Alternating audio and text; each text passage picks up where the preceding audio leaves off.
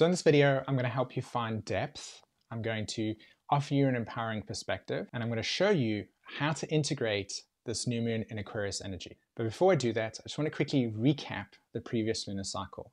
This gives us an opportunity to know what to integrate as we move forward. So there are two main things that were part of the previous cycle. A sense of stuckness, which I'm sure you probably are seeing and feeling in your life right now, so it's heaviness, and this emergent energy that is pushing for something to change. Something needs to change. I have a vision of a new direction. I can't seem to put these things together. So the message really was to actually address where you have underlying emotional blockages, to become aware of them and to let them move through you. Things like fear, any emotional traumas that are holding you back, any disempowering perspectives that are rooted in your emotional field that are stopping you from feeling a sense of liberation, right? To move forward with something. And this is important because if you shift our perspective to this new moon in Aquarius, you start to notice that there is emotional bandwidth to be able to take action with something, right? There's new insights, there's a new fresh perspective that can actually begin to be anchored into your life. So if you've done this work, you'll be able to now fill it with action. And of course, this is important because Uranus is direct, Mars is direct, and Mercury is direct. So I will talk about important points in the new moon chart. However, I do want to continue with a path that I've been doing with the new and full moon reports, which is I want to talk about the sign that the new and full moon lands in. So in this case, it's going to be Aquarius. So how can you take the Aquarius energy and consciously work with it in your day-to-day life? So if you have planets in the 11th house of your astrology chart, if you have planets in the sign of Aquarius, if you're in Aquarius rising, if you've got any planets conjunct Uranus, this would be highly applicable to you. Evolutionary speaking, right, the baseline of this energy has to do with acceleration, right? Uranus is an archetype that mirrors the behavior of acceleration, something happening at a rapid rate. It also correlates to the process of disruption. It's the way that we will experience the acceleration within our lives. So wherever you see Aquarius in your chart, wherever you see planets over there, know that this is a part of your life where you're going to experience things sometimes moving faster than what you can process. Many things happening all at once. And so you can often feel this sense of being caught up in something, right? It happens so fast. This is Aquarius energy. It's here to fracture things for something new to come in. So what emerges is new perspectives, a different take on things, a paradigm shift, breaking the mold. That's the disruption piece. And you got to think about this in terms of how this new moon in Aquarius is going to play out for us. Consciously working with Uranus, or consciously working with Aquarius in our charts, has to do with the process of reintegrating something, and also being able to understand that what is being reintegrated is a new, fresh take on things, something that is needing to transform. So think about this as I'm talking about this new moon in Aquarius and how this energy will support whatever it is that needs to transform in your life. Okay, so we're looking at the full new moon in Aquarius chart. So this is where all the planets are activated. And let's take a look at what's actually taking place. So you can see the arrow that I'm pointing to, which is Venus at 23 degrees of Aquarius in a closing phase to Saturn, right? That's 24 degrees of Aquarius. You can also see the North Node is conjunct Uranus there in Taurus. That's been there for quite some time. Venus is associated with the sign of Taurus. So there's a repeating theme here of Venus in Aquarius, Uranus in Taurus. So those two planetary systems are very important, and they actually speak a lot to understanding what is taking place for us, the collective and individually for you. Like this is the formation of this new moon in Aquarius, right? It's speaking to these two planetary systems. So that's important.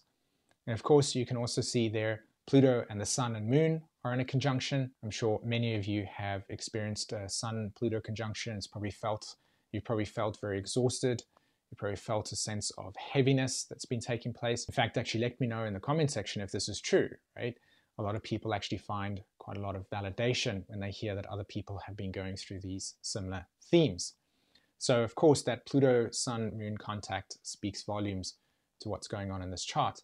And then finally, I want to draw your attention to Mars direct in Gemini, the South Node in Scorpio there, and then you'll see Mercury at 8 degrees of Capricorn, and they're actually forming what is called a finger of God, a yod, between Mercury, Mars, and South Node Mars, which I'm going to talk into. So to me, this chart is labeled restrictions. This is what I want to talk about here. The Saturn-Venus conjunction is important. From an evolutionary perspective, when Saturn and Venus are in contact with each other, and then considering the phase of relationship, which is balsamic, closing up, we have arrived at the end point of certain definitions, this is the Saturn piece, right? Certain definitions, certain ways in which we have inwardly related to ourselves.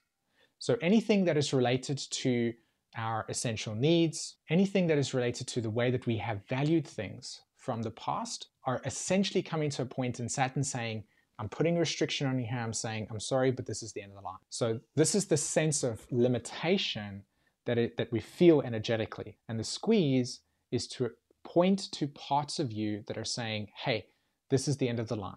So this is culminating, this is ending here. So whatever that is for you, whether that be certain patterns in a relationship, whether that be certain expectations that you've held, that you've realized that you're just going, this is exhausting, I can't do this anymore.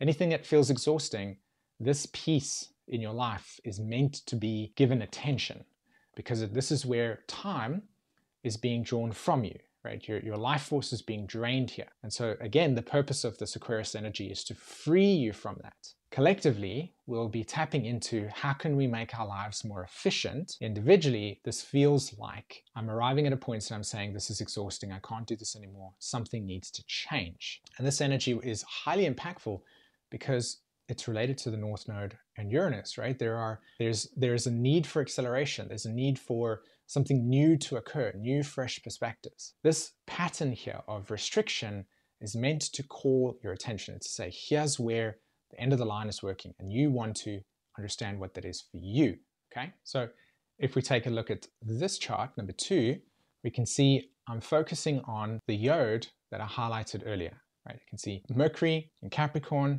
the South Node in Scorpio, and of course Mars in Gemini. Now what's interesting to note about this, of course, is that Mercury has just turned direct. Mars has just turned direct.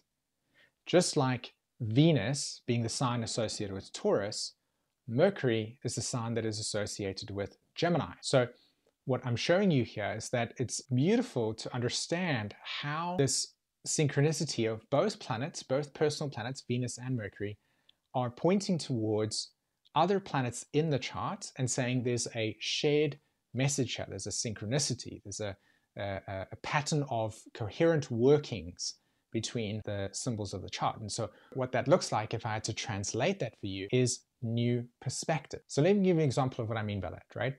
So if you've been following my work for over the last couple of months, you'll have noticed that I've made some changes to the way that I present, the way that I talk to you about the astrology.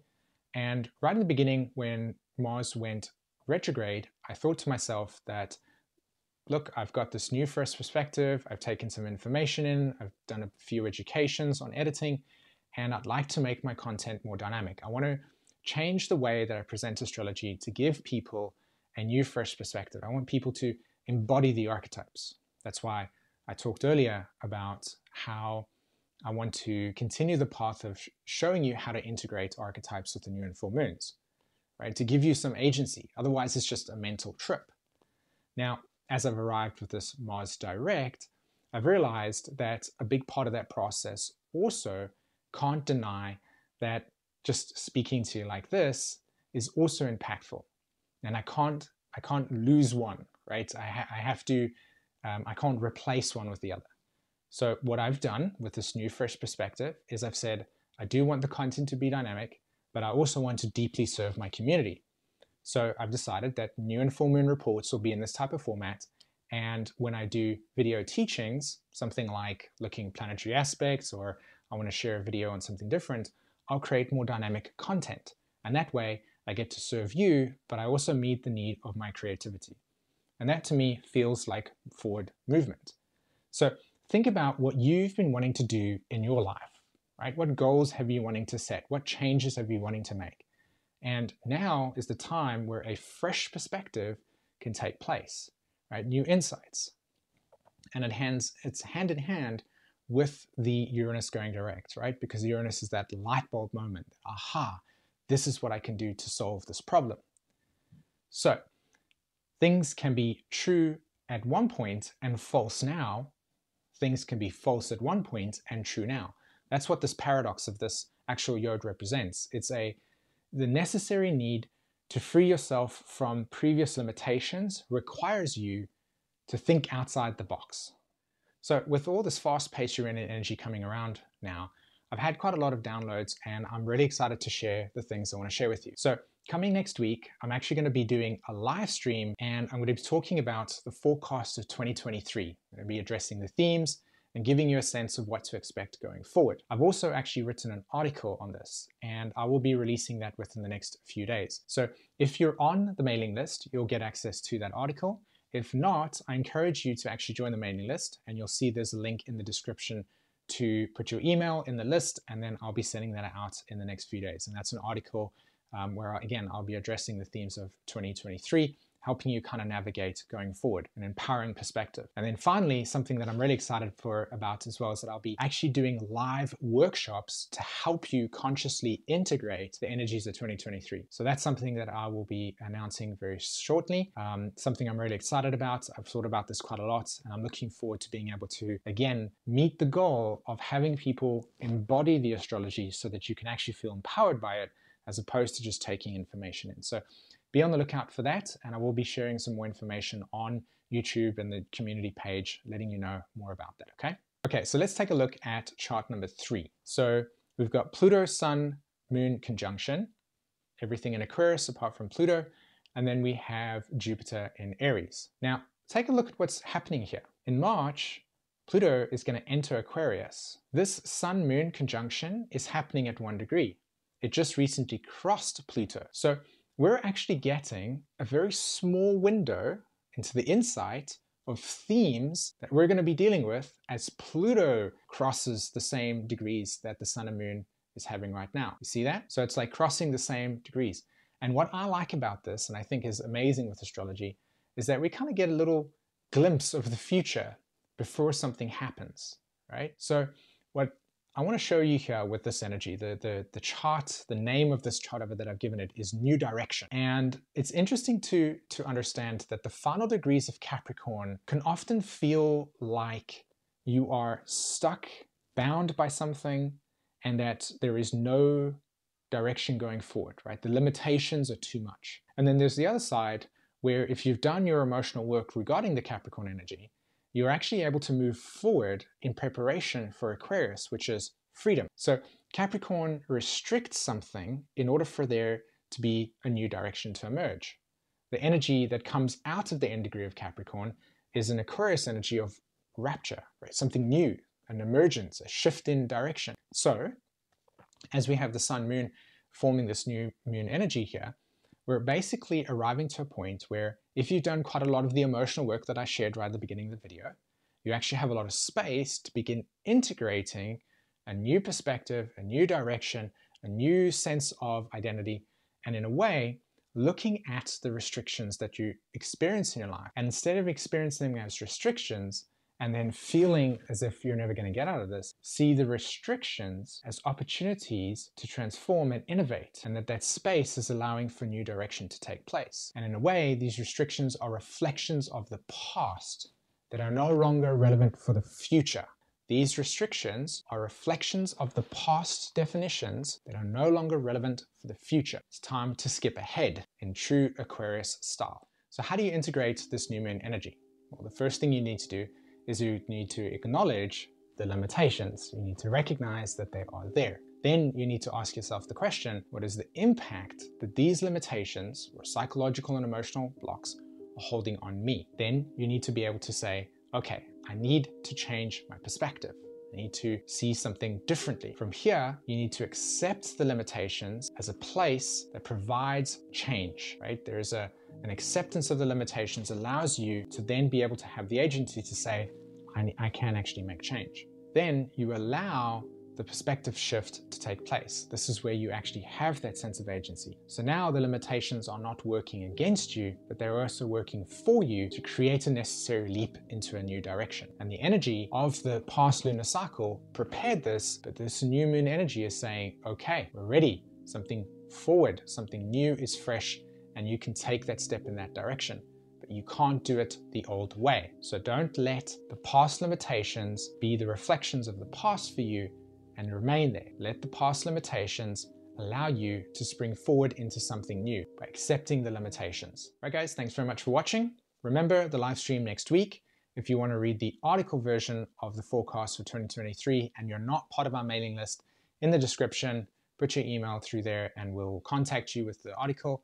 And don't forget to check out for our announcement for the workshop, the live workshop, where I'm going to be showing you exactly how to integrate all of the energy of 2023 so that you can feel empowered in the process and put yourself in the best possible solution. All right, take care.